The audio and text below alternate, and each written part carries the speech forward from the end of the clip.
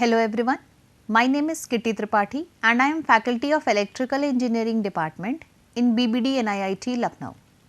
We are discussing unit number 4 of control systems, which is frequency response analysis. Let's continue with the board plot as we have discussed in the previous two lectures. Since in the previous two lectures we have already discussed how to draw a board plot, let us just recapitulate all those things and let us understand how do we draw gain margin and phase margin by these plots, how do we deduce these values. Okay. First things first, what do we do in board plot? We plot logarithmic of magnitude of the system function with respect to frequency, as well as we plot phase angle versus frequency, correct? How to do that? We have already discussed कि जब हम लोग logarithmic of magnitude ले रहे थे तो हम लोगों ने क्या ऑब्ज़र्व किया था? हम लोगों ने ऑब्ज़र्व किया था कि जो कांस्टेंट टर्म है वो कितना मैग्नीट्यूड दे रहा है 20 log k का, ठीक है। जब हमारे पास कोई भी पोल आ रहा है ओरिजिन पे या ज़ीरो आ रहा है ओरिजिन पे या कोई पोल आ रहा है किसी रैंडम पोजीशन पर और कोई ज़ीरोज़ आ रहा है किसी रैंडम पोजीशन पे, what does this signifies? So let's see what does it signify. हम लोगों ने क्या डिस्कस करके बोला था कि जब भी कभी सिस्टम में ज़ीरोज़ आते हैं तो वो कितने का फेज शिफ्ट देते हैं in the additional value which is being added to the slope of previous line, ठीक है। लाइन इसलिए बोल रहे हैं बिकॉज पूरा बोडे प्लॉट में what are we doing, we are only representing it with the help of straight lines, ठीक है। So zeros give a shift of +20 dB per decade in the slope of the previous values, ठीक है। What about pole? Remember, it is simple zeros and simple pole. When it is a simple pole, it gives a shift of -20 dB per decade in slope, which is being subtracted from the slope of previous line, ठीक है। What about the thing when it is a complex entity? When this zeros or poles is a complex zero or it is a complex pole, it gives a shift of +40 dB per decade and -40 dB per decade respectively, ठीक है। तो basically हम लोगों के पास क्या था जिसको हम लोग ये बोल रहे हैं कॉर्नर फ्रीक्वेंसी। हम इस कॉर्नर फ्रीक्वेंसी को आइडेंटिफाई करते हैं और मार्क कर देते हैं जहाँ जहाँ भी हमारे सिस्टम में एग्जिस्ट कर रहे हैं, 1 2 3 4 जितनी भी कॉर्नर फ्रीक्वेंसीज हैं, and we arrange these corner frequencies in ascending order, ठीक है। हम असेंडिंग ऑर्डर में इन कॉर्नर फ्रीक्वेंसीज को अरेंज करते हैं, मतलब लोएस्ट कॉर्नर फ्रीक्वेंसी पहले, हाईएस्ट कॉर्नर फ्रीक्वेंसी बाद में। उसके बाद क्या करते हैं, हर कॉर्नर फ्रीक्वेंसी की वजह से मैग्नीट्यूड में कितना चेंज आ रहा है या स्लोप को कितनी शिफ्टिंग दे रहा है वो वैल्यूज डिटरमाइन करते हैं and we add those values up to get the value, ठीक है। And likewise we proceed to draw the entire magnitude curve, ठीक है। रह गई बात स्टार्टिंग पॉइंट की।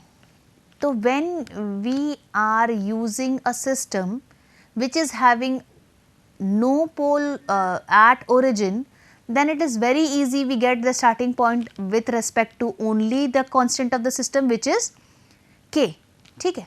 तो 20 log k से हम starting point सीधे सीधे से determine कर लेते हैं, very simple, और हम वहीं से स्टार्ट करते हैं और उसके बाद जैसे जैसे एक एक कॉर्नर फ्रीक्वेंसी आता जाता है, हर कॉर्नर फ्रीक्वेंसी पे चेक होता है कि वो ज़ीरोज़ है या पोल है।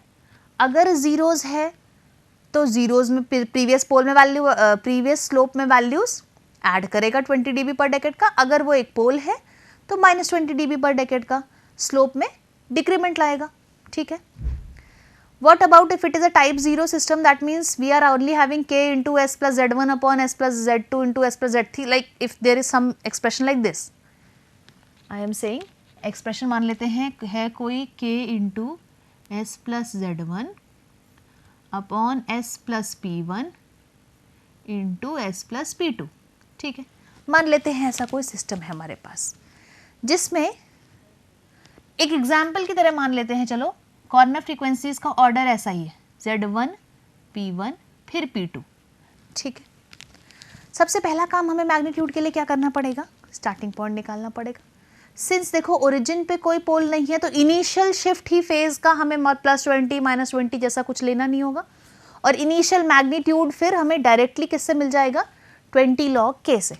ठीक है, तो 20 log k जो हमें वैल्यू देगी वो इनिशियल मैग्नीट्यूड देगी, और हमें ये पता है कि जो खाली k कांस्टेंट है और कोई ओरिजिन पे पोल नहीं है, तो when we start beginning we only have a phase shift of how much, 0, because 20 log k जो k कांस्टेंट है वो कोई फेज शिफ्ट तो देता नहीं है।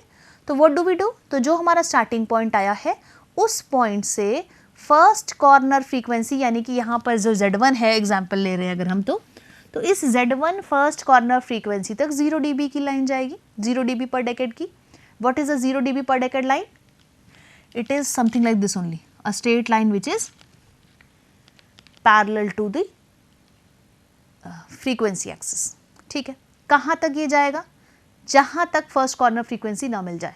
जैसे ही फर्स्ट कॉर्नर फ्रीक्वेंसी मिलती है, व्हाट डू वी चेक, हम ये चेक करते हैं कि ये फर्स्ट कॉर्नर फ्रीक्वेंसी जो हमें लोएस्ट कॉर्नर फ्रीक्वेंसी है वो पोल है कि एक जीरोज है। If it is a zero like we assumed here, तो क्या करेगा, ये एक पॉजिटिव का फेज शिफ्ट देगा। तो प्रीवियस लाइन के स्लोप में +20 dB per decade slope add हो जाएगा।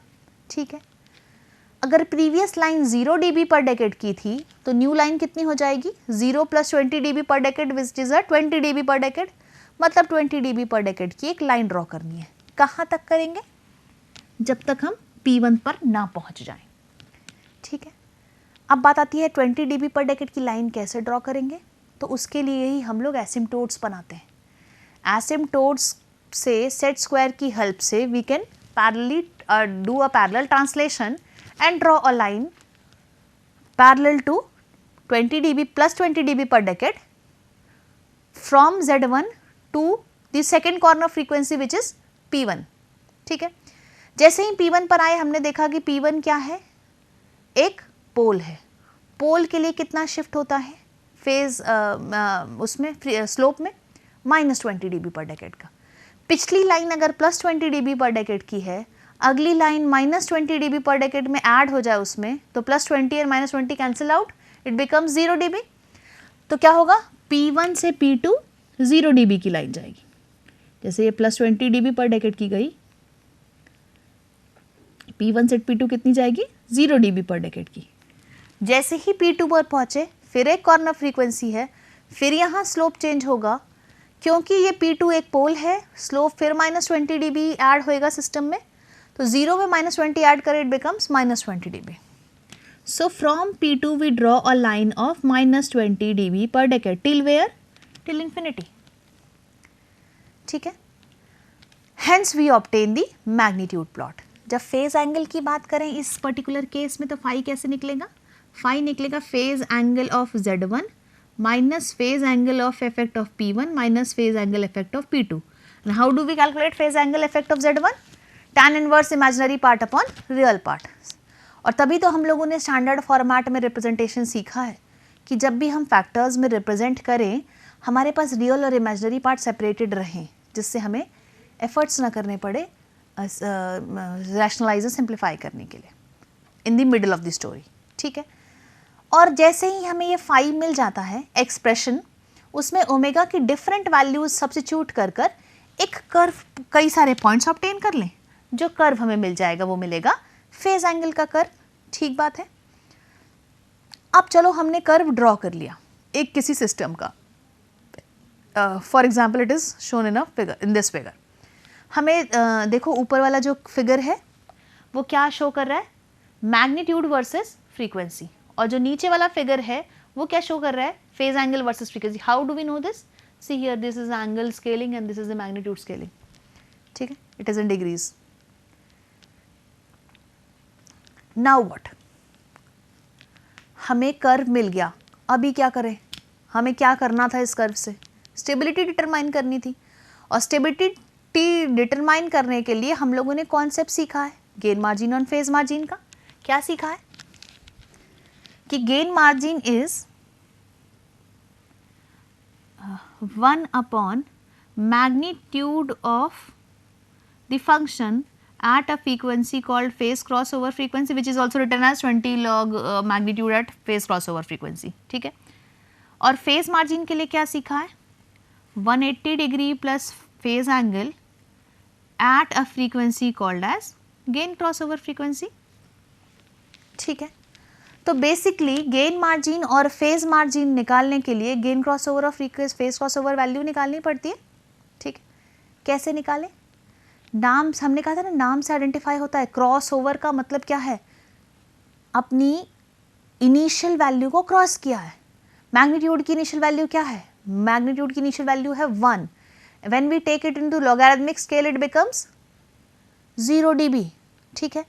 तो जो 0 dB को ग्राफ जिस पॉइंट पर इंटरसेक्ट किया होगा वही हमारी गेन क्रॉसओवर फ्रीक्वेंसी आती है, ठीक है। सी हियर फॉर एग्जांपल ये ब्लू कलर का जो डॉट दिख रहा है that is representing a point where it is crossing the value of 0 dB, ठीक है। ये पॉइंट हमारा क्या कहलाएगा, gain crossover frequency point. Similarly यहाँ एक रेड डॉट से मेंशनिंग दिख रहा है पॉइंट, यहाँ पर देखो क्या हुआ है, जो फेज एंगल का कर्व है इसने -180 वाली लाइन को क्रॉस किया है, ठीक है। The point, the frequency where it has crossed, this phase curve has crossed the line of -180 degree, that frequency is called as phase cross over frequency. Now simple है, phase cross over frequency से हमने क्या किया, we draw a perpendicular line, ठीक है, and at that value only we get the magnitude ना, जिस पे हम लोग बोलते हैं gain margin, we can simply obtain the gain margin. Second thing, what about the phase margin, तो गेन क्रॉसओवर फ्रीक्वेंसी से निकलती है, तो गेन कर्व जहाँ कट किया होगा यानी गेन क्रॉसओवर फ्रीक्वेंसी वहाँ से परपेंडिकुलर ड्रॉप किया, उस फेज एंगल को रीड किया, 180 plus this phase angle gives us the value of phase margin. If either of these values comes to be a negative, that means this system is a unstable system. अब देखो एक चीज़ यहाँ से बड़ी clearly identify हो रही है, वो ये हो रही है कि जब भी हम ये कर्व को ध्यान से देखते हैं गेन मार्जिन और फेज मार्जिन के, तो हमें ना गेन क्रॉसओवर और फेज क्रॉसओवर फ्रीक्वेंसी तो विजुअलाइज ही हो रहा है, हमें ये अंदाज़ा लग जाता है कि गेन क्रॉसओवर फ्रीक्वेंसी और फेज क्रॉसओवर फ्रीक्वेंसी में जो सी भी वैल्यू ज़्यादा होगी तो फ़र्क क्या पड़ेगा सिस्टम में। जैसे for example see here, the more far we get phase crossover frequency the more it will, like if it is here somewhere, ठीक है, तो more it will have probability to get it in negative value, क्योंकि 0 से नीचे आ रहा है तो more it has the probability, ठीक है। और गेन क्रॉसओवर फ्रीक्वेंसी का क्या है, the more far it is -180 line के नीचे आ रहा है ना, it will have a probability to give a positive value. So by looking at the locations and simply obtaining the value point, we can very easily determine gain crossover and with no efforts done here, only we have to read the scale values and we can easily analyze about the stability. Both the values are coming positive and in visualization we can simply see also कि अगर हमें visualize होने में ही अगर दिख जा रहा है कि क्या हो रहा है, then we can easily get the values of मतलब क्लोज है gain margin, gain crossover frequency origin अपने लोएस्ट फ्रीक्वेंसी के या फार्दर पॉइंट पर है। Similarly gain crossover frequency is greater than phase crossover frequency और not, and we can simply comment on the stability of the system very easily. Second thing is, हमने stability को determine कर लिया, मान लेते हैं हमारा सिस्टम अनस्टेबल आया, we can also see कि gain crossover frequency is this much, it is having this much value of gain margin, मतलब -20 का -40 whatever, -2 -5 -8 whatever value it is getting, ठीक है, जितना भी dB वैल्यूज में आ रहा है, सिर्फ उतने वैल्यू को अगर मैग्नीट्यूड के कॉम्पनसेट कर दिया जाए तो काम बन जाएगा। और whether phase margin is coming negative, तो कितने एंगल को कॉम्पनसेट कर दिया जाए तो बन जाएगा हमारा सिस्टम स्टेबल। तो उतने एंगल या उससे ज़्यादा एंगल के कॉम्पनसेशन के लिए हमें सिस्टम में एक जीरोज ऐड करना है या पोल, क्योंकि हमें दिख जाएगा ना कि हमें लेफ्ट मूव कराना है कि राइट मूव कराना है, हमें मैग्नीट्यूड में पॉजिटिव शिफ्ट देना है कि मैग्नीट्यूड में नेगेटिव शिफ्ट देना है, कि हमें हमारा शिफ्ट किधर हो जाए graph.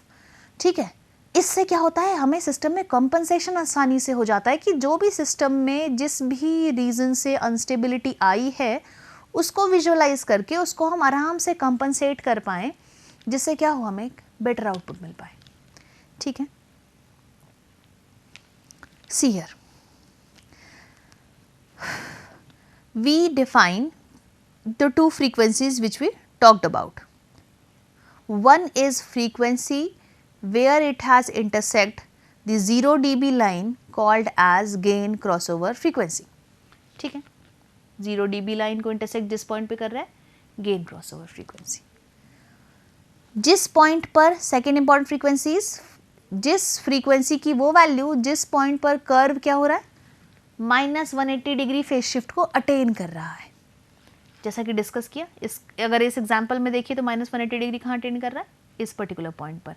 This is called as phase crossover frequency. This is called as gain crossover frequency. ठीक है, अब देखो हम लोगों ने क्या दिखाया यहाँ पर, जो फेज क्रॉसओवर है उससे ही हम लोगों ने क्या किया है, परपेंडिकुलर डाला है. ठीक है, this is the perpendicular with blue dotted line we have shown here, and this purple dotted line is showing what, वो वाला मैग्नीट्यूड जिस मैग्नीट्यूड पर हमें फ्रीक्वेंसी ओमेगा जीसी है, ओमेगा पीसी है, फेज क्रॉसओवर फ्रीक्वेंसी जिस मैग्नीट्यूड पर है, this additional phase is only called as ना गेन मार्जिन. सी हियर, अगर 0 dB लाइन के नीचे है, it is giving a minus value. This is what I was trying to say. ठीक है, सिमिलरली जब हमें फेज क्रॉसओवर निकालना होता है तो व्हाट डू वी डू, ये ब्राउन लाइंस देख रहे हैं हम, ये क्या है, गेन क्रॉसओवर की लाइन. गेन क्रॉसओवर की लाइन से हम लोगों ने क्या किया, परपेंडिकुलर ड्रॉप किया. जिस भी पॉइंट पर ये परपेंडिकुलर इंटरसेक्ट कर रहा है ग्राफ को, वो वाला फेज एंगल रीड कर लेंगे. इसी फेज एंगल और 180 डिग्री के बीच, -180 plus this phase angle, this only gives us the value of phase margin. ठीक है, hence we obtained the value of gain margin and phase margin from the graph itself very easily, and we can very easily determine both the frequencies, gain crossover and phase crossover, and can very easily comment on the stability of the system. Now let's study about how do we represent this system in terms of board plot.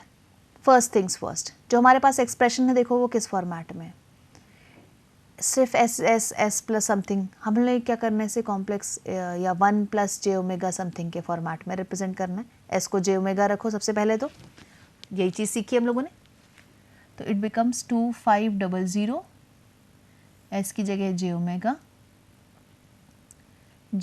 Plus 5, J omega plus 50. ठीक है, let us make it in separating real and imaginary parts and make it in the time delay format. तो हम लोग क्या कर रहे हैं देखो, 2500 रहने देते हैं, जे ओमेगा इज सिंपल, 5 कॉमन ले लें तो what does it become, 1 plus J omega by 5, और 50 कॉमन ले लें तो it becomes 1 plus J omega by 50. ठीक है, तो मैग्नीट्यूड क्या बच रहा है हमारे पास, 2500 divided by 5 into 50, this is के वैल्यू, यही हमारा के है सिस्टम का. ठीक है, upon J omega into 1 plus J omega by 5 into 1 plus J omega by 50. ठीक है, ये हो गया स्टैंडर्ड फॉर्म में रिप्रेजेंट. अब देखो आप यहाँ पर क्या दिख रहा है हमें, एक वैल्यू ओरिजिन पर है जो कि एक पोल है, उसके बाद दो अलग अलग पोल्स हैं at a frequencies, we can determine ये ओमेगा बाई 5 और ओमेगा बाई 50 वाला जो एक्सप्रेशन है। तो ठीक है, सबसे पहली चीज़ जे ओमेगा पर एक पोल है, मतलब ओरिजिन पर एक पोल है, तो स्टार्ट से ही जो हमें फेज शिफ्ट मिलेगा वो कितना मिलेगा, फेज शिफ्ट मिलेगा -90 डिग्री का। वी हैव सीन दैट, ठीक है, बिकॉज वी हैव सीन कि जे ओमेगा का फेज शिफ्ट -90 डिग्री रहता है, ठीक है। What about the magnitude, magnitude का क्या सिनारियो है? मैग्नीट्यूड का सिनारियो ये है कि जब भी हमारे पास एक पोल होता है हमें क्या मिलता है, -20 dB पर डेकेड का शिफ्ट मिलता है, ठीक है, सिंपल है, pole at origin gives us a shift of -20। So basically हमारा ग्राफ किधर से शुरू होने वाला है, -20 dB से, स्लोप -20 dB। तो सी हियर जो हमारा फर्स्ट स्लोप है वो -20 dB पर डेकेड का है। कहाँ तक जा रहे हैं इस -20 dB पर डेकेड को, जहाँ तक हमारी फर्स्ट कॉर्नर फ्रीक्वेंसी है, ठीक है, जो लोएस्ट वैल्यू है वो एक पोल है। फिर कितने का शिफ्ट आ रहा है, पोल से कितने का शिफ्ट आता है, -20 dB पर डेकेड का। इनिशियली लाइन वाज -20, अगेन -20 का शिफ्ट आ गया, कितना हो गई लाइन, -40 dB की। तो it changes to a slope of -40 dB till the next corner frequency. Next corner frequency आते ही फिर रुक गए, क्योंकि हर कॉर्नर फ्रीक्वेंसी पे फिर स्लोप का एडिशन या सब्ट्रैक्शन होगा।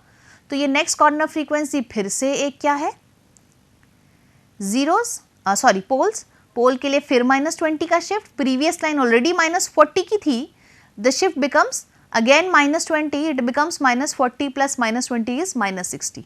सो -60 का shift, it is -60 dB per decade. कहाँ तक गई ये वैल्यू, till infinity, because there is no further phase shift. This was -40 dB per decade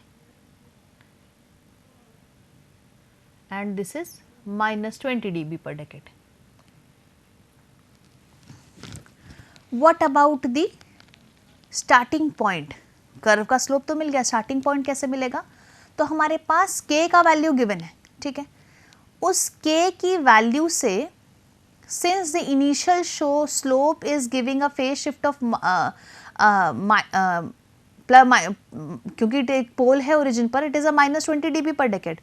तो जो -20 dB पर डेकेड की जो हम एसिम्प्टोटिक लाइन बनाएंगे, उस एसिम्प्टोटिक लाइन्स बननेगी कहाँ से, सी हियर जहाँ एक डेकेड खत्म हो रहा है ना, एक डेकेड का पोर्शन, वहीं से हम क्या कर रहे हैं, 20, 40, 60 सबको वैल्यूज़ को ऐड करते चल रहे हैं। क्योंकि हमें माइनस की ही ज़्यादा ज़रूरत है तो हमने इसलिए ऊपर प्लस की वैल्यूज़ को यहाँ पर इस कर्व में शो नहीं किया, but you can anyways do it, ठीक है। ये -20 हो गया, ये -40 की एसिम्प्टोटिक लाइन है, -60 की है, +20 की एसिम्प्टोटिक लाइन्स हैं, ठीक है।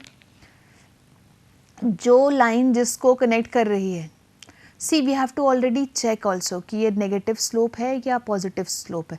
जब भी हम -20 dB की लाइन को इंटरसेक्ट करते हैं, that slope is a positive slope, otherwise it is a negative slope, ठीक है। जैसे ही हम कर्व ड्रॉ करेंगे हमें क्या दिखेगा, सिस्टम की वैल्यू स्टार्टिंग पॉइंट की हमें मिल गई है, हमने और कैसे मिली है, ओमेगा इज इक्वल टू के से -20 के पैरेलल ट्रांसलेशन से, जहाँ भी ओमेगा इज इक्वल टू के होगा लाइन ड्रॉ करेंगे, जहाँ भी इंटरसेक्ट कर जाएगा that will be the starting point. और स्टार्टिंग पॉइंट से शिफ्टिंग कैसे हो रही है दैट इज़ वेरी क्लियर। जब फेज एंगल की बात करते हैं तो यहाँ पर कितना आ रहा है, -90 minus tan inverse omega by 5 minus tan inverse omega by 50, ठीक है। करना क्या है, आर्बिट्रली ओमेगा की वैल्यूज ले लो आप, 1, 10, 100, 1000 anything, and determine the values of phase angle, plot those values and join, ठीक है। अब देखो जहां ये 0 dB को कट कर रहा है that is cross over frequency, यहाँ से परपेंडिकुलर ड्रॉप करो, जो एंगल आए, ठीक है, उससे इस पॉइंट का डिफरेंस ले लो, दिस इधर इट इज अ पॉजिटिव और it is a negative one, it will give a positive, it is giving here, it will come out to be 31.72, you can check it out by yourself, ठीक है। What about gain margin, तो phase cross over frequency जहां 180 की line को cut किया है वहां से सिंपली परपेंडिकुलर ड्रॉप करो, मैग्नीट्यूड रीड करो, if that magnitude comes out to be positive, where here it is coming out to be 14.82 dB, minus 20 log K is 14.82 dB. Since both the values are positive, the system is said to be a stable system. Similarly, we can draw with the other graphs also. यहाँ पे भी हम देखने को मिलेगा कि देखो क्या है, j ओमेगा पे एक पोल है, फिर से ग्राफ कहाँ से शुरू हो रहा है, -21/j की वजह से, तो -20 लॉग द वैल्यूज़, ठीक है। जैसे ही अगली कॉर्नर पर आई, अब यहाँ पर देखो एक ज़ीरो एक पोल है, तो हमें ये चेक करना होता अगली कॉर्नर ज़ीरो है कि पोल है, ठीक है। तो अगली कॉर्नर पर जहाँ पर आई वो पोल था, ठीक है, क्योंकि 5 इज़ अहेड, तो पोल की वजह से फिर -20 में ऐड हो गया ऑलरेडी, ठीक है। उसके बाद ज़ीरोज़ होगा तो +20 में ऐड होगा, तो लाइन का स्लोप कितना डिक्रीज हो गया, 60 से 40, ठीक है। दिस इज़ हाउ, और 60 क्यों आया था, क्योंकि 5 पर क्या है, डबल पोल है, so it is 20 and 22 times giving, so it is giving 40 का शिफ्ट, तो इसीलिए -20 और -40 becomes -60. This is how we construct any Bode plot. Here is one another example which is shown here. The concept is again same. You can test it out by yourself. यहाँ भी क्या है, देखो एक S पे पोल है यानी origin पे पोल है, दैट मीन्स यहाँ स्टार्ट यहाँ फिर से 20 dB से होगा, फिर 2 पर कॉर्नर फ्रीक्वेंसी है, फिर 20 पर है, फिर दोनों ही पोल हैं, तो it will always be 20 dB per decade, 40 dB per decade and 60 dB per decade, as it is shown here 20 dB, 40 dB and 60 dB, ठीक है। जहाँ से एक इंटरसेक्ट कर रहा है क्रॉसओवर, वहाँ से इंटरसेक्ट किया, पॉइंट की वैल्यू निकाली, 180 से ऐड किया, यहाँ जिस वैल्यू पर कट कर रहा है वहाँ से हमने परपेंडिकुलर ड्रॉप किया, जहाँ मैग्नीट्यूड वाली कर्व को इंटरसेक्ट कर रहा है मैग्नीट्यूड रीड किया, we get the values. In this case we will get the value of gain crossover as 2.1 radian per second, phase crossover as 6.35 radian per second, gain margin as 21 dB and phase margin as 35 dB. Since both the values are positive, this system is again a stable system. That's it for this lecture. I hope the concept of board plot is clear with all of you. Thank you.